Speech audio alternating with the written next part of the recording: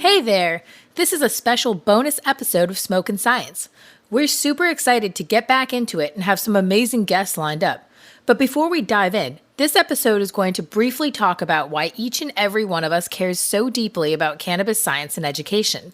But first, we're going to shout out a reviewer who we are so happy to help on their personal journey. This review is from Pimental Portfolio. They say, "This was the missing piece I have been looking for. The concepts are broken down, making it easier to understand them.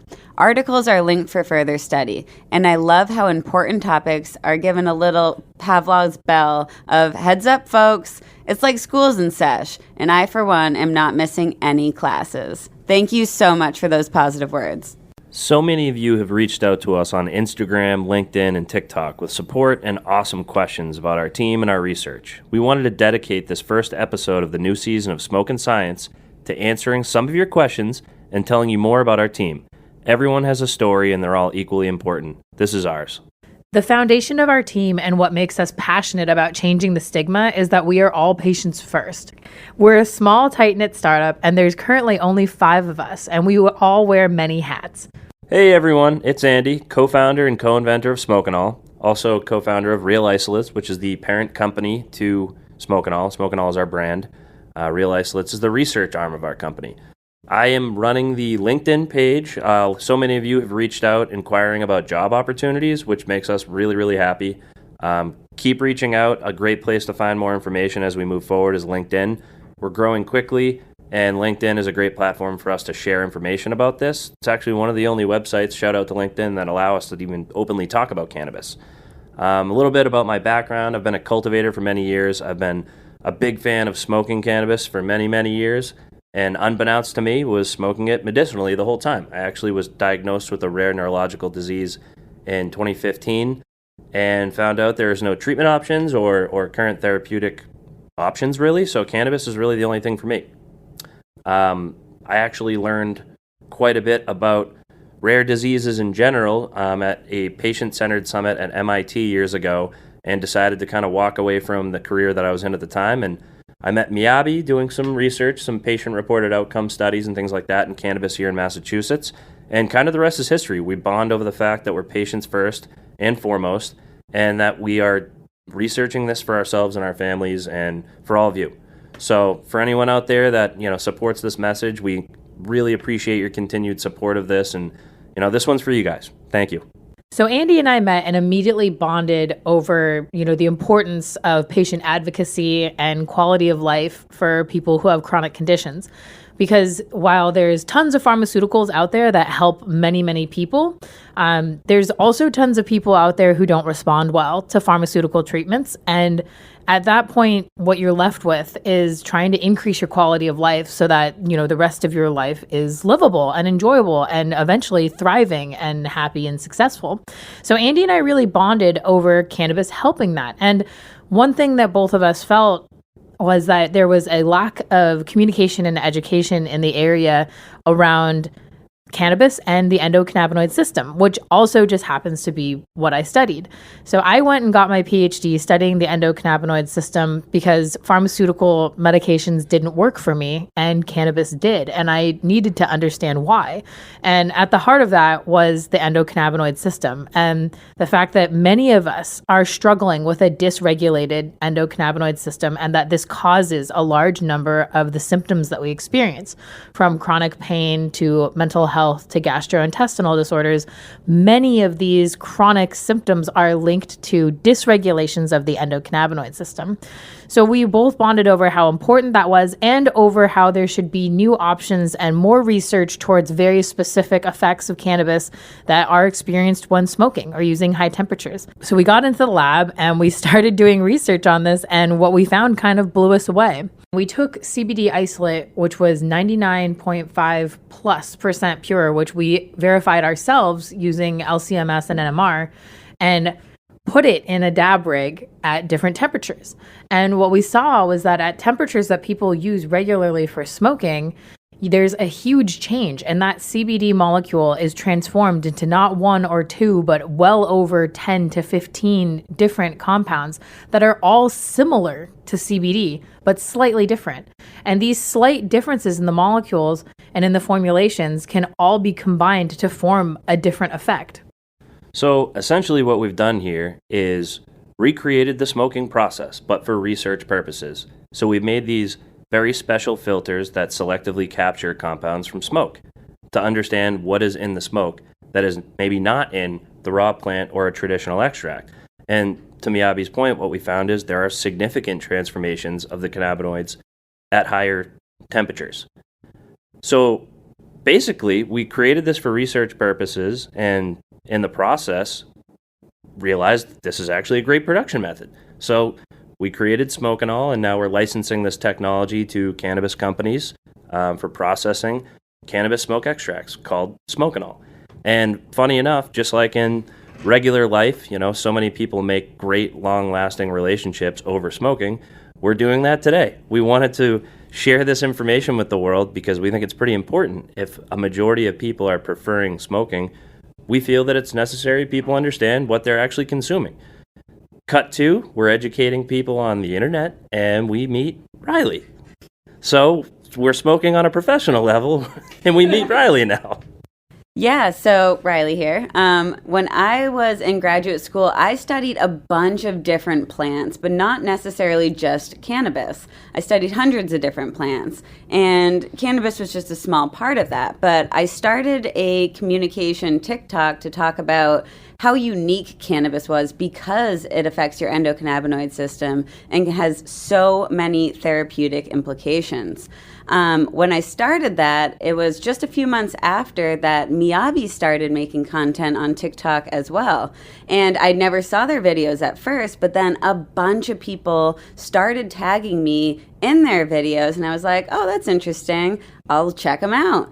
So I started watching the videos, and I was like, wow, this is really cool. Then Miyabi ended up emailing me, and we met up for brunch, as any good millennial does, in Newport, Rhode Island. And as we were talking, we really had so many similarities on our, how we think about cannabis as medicine, how we think about natural products, the direction we think that research needs to go. And our background and expertise was so compatible that it only made sense to work together. And it was so, so cool when Miyabi I interviewed, and then I was offered a job at Smokenol, and it was just a perfect opportunity because I didn't want to work at, Big Pharma or something like that because I didn't really believe in the ethics there.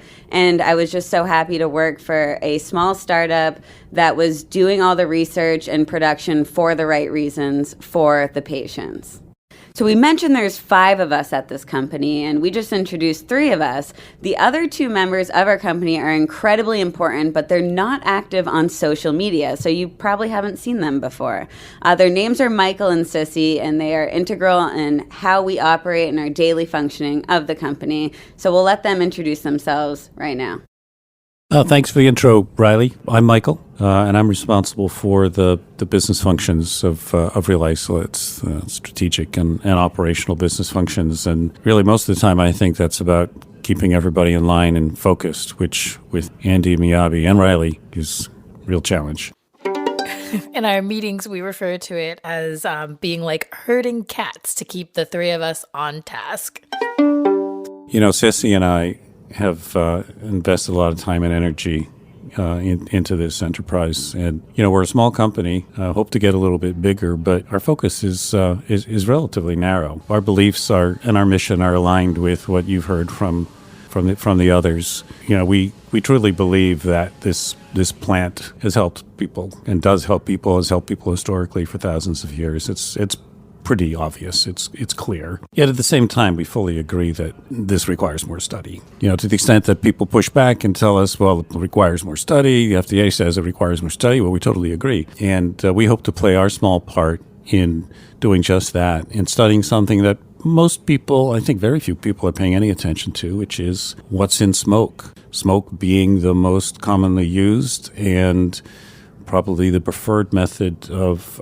consuming cannabis, yet we probably know very little actually about what's in the smoke and how that smoke affects your body and how that's different from what people are, given in edible format or in pure or isolate format. So that's our focus, and we hope to do much, much more of that as we grow as a company, as we, expand our facilities, as we invest in more tools and more people, and hope to share as much of that and as much of what we learn with you all as we can, as quickly as we can. Up next is Sissy Westerkamp. Sissy is my mother. This is a very full circle event here. I mean, us doing this together, Real Isolates and Smokenol, is a big deal. It's very personal, and it's pretty emotional, as you might hear in her segment. Sissy wears all the hats around here. She's one of the most valuable members of the team and does everything for us, anything we need. She's a pleasure to be around, and without further ado, up next, Sissy Westerkamp. Hi, I'm Sissy. I, too, am part of the Real Isolates team. Very exciting adventure we're on here, and wanted to give you some background on why I am here.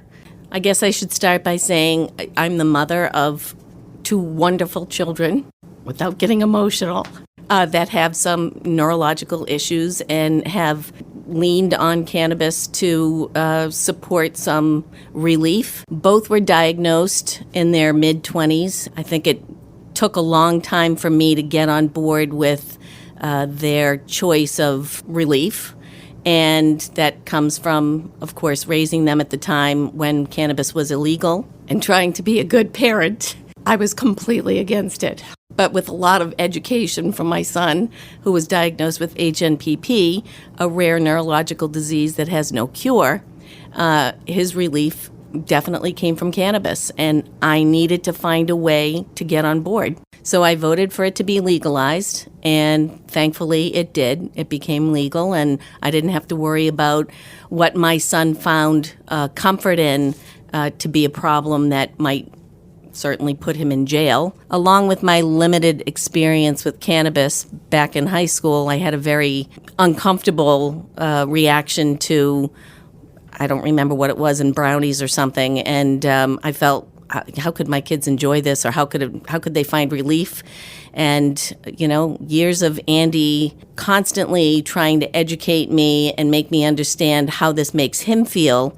I understand now that, of course, anybody could have a very different experience using, cannabis by, smoking or eating or, taking anything topically or using things topically, that they do make each individual feel differently. So doing what we're doing now is hopefully providing more options, especially the option of not smoking, which is really important to us to get the benefits of smoke without having to take anything into your lungs.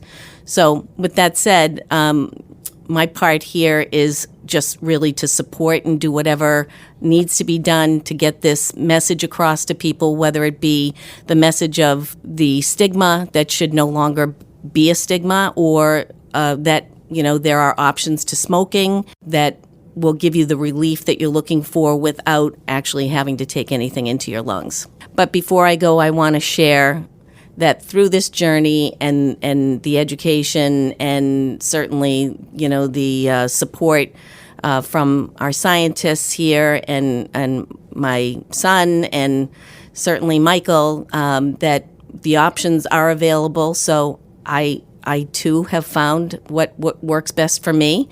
Not only do I love Sleep Plus, but I love a 5 milligram gummy. So find what works for you. There is something out there, and there are lots of people to help you understand what might work best for you. I think it's really rare, and I'm super grateful for being on a team that's all on the same page and that has the same priorities and has the same visions for what we see that we can bring to the community. Like this podcast, for example, and sharing education material and being able to prioritize patients in all the things that we do. So we are extremely excited to share that we actually just moved.